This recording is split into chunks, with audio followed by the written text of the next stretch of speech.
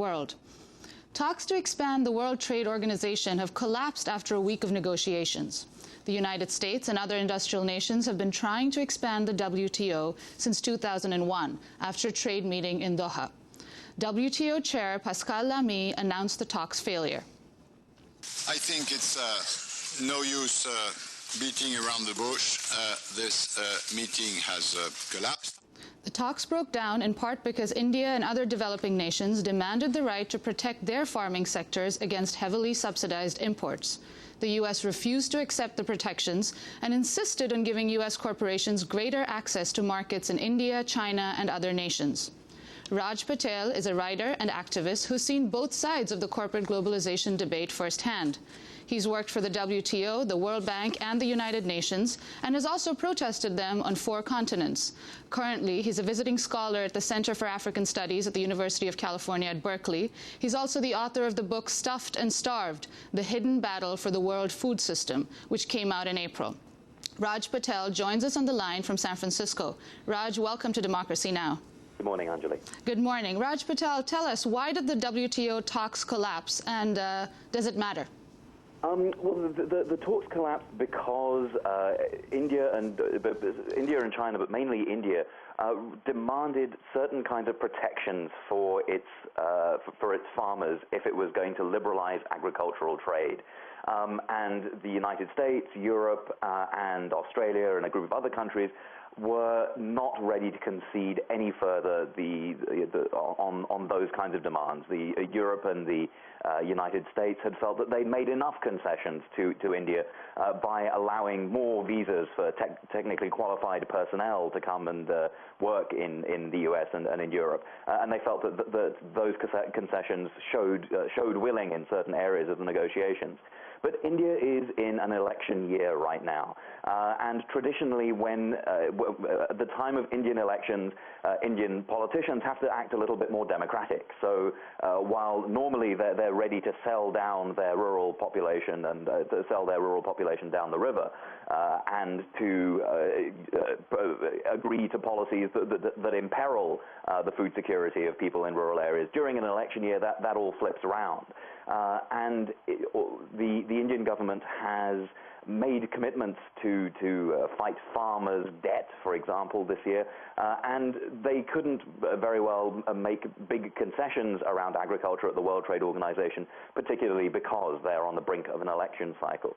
So India was emboldened to take a fairly aggressive position in the negotiations around agriculture.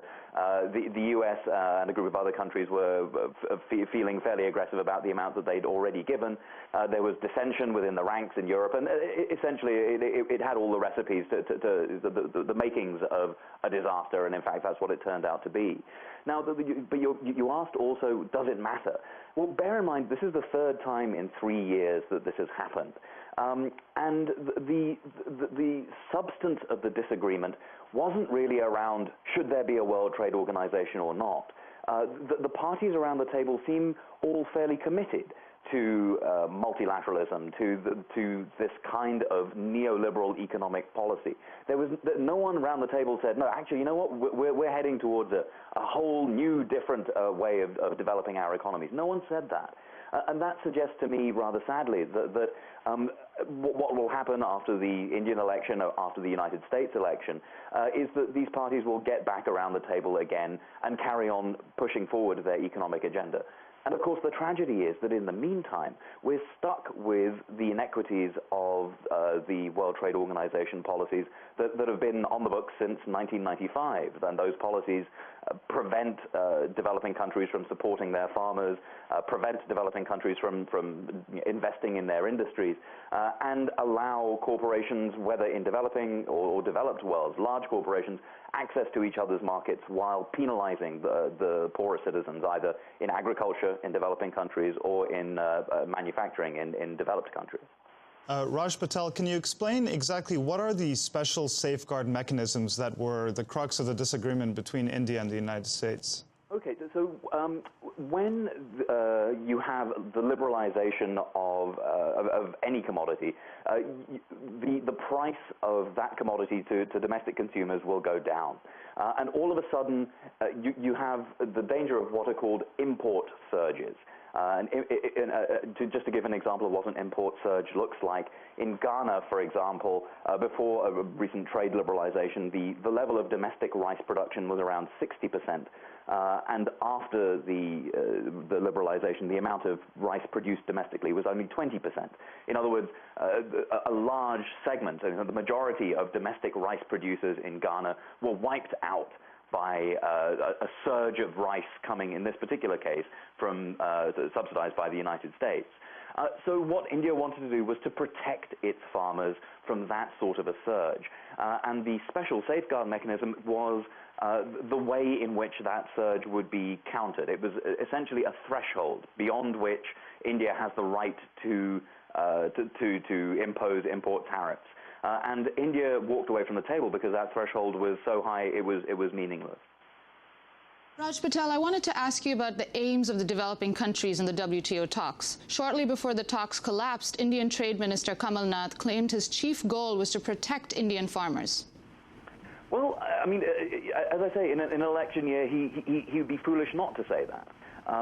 But if you look at the way that the Indian government has been systematically reducing the amount of expenditure that has been given to rural development over the past 20 years, you've got to wonder about the depth of the Indian government's commitment to its poorest people, to the people who live and work in rural areas, and particularly, therefore, to women in rural India. So I think this is a bit of a charade. But it's also important to remember that the developing countries aren't of the same mind. India was very keen to protect its farmers in this particular round or in this particular set of talks. But Brazil, for example, was very keen and very aggressive about promoting agricultural liberalization, because the Brazilian government represents the interests of huge agricultural exporting interests. Not small family farmers there, but vast agricultural conglomerations that look very much like the American agricultural conglomerations. And so Brazil's position was that they wanted a lot of liberalization.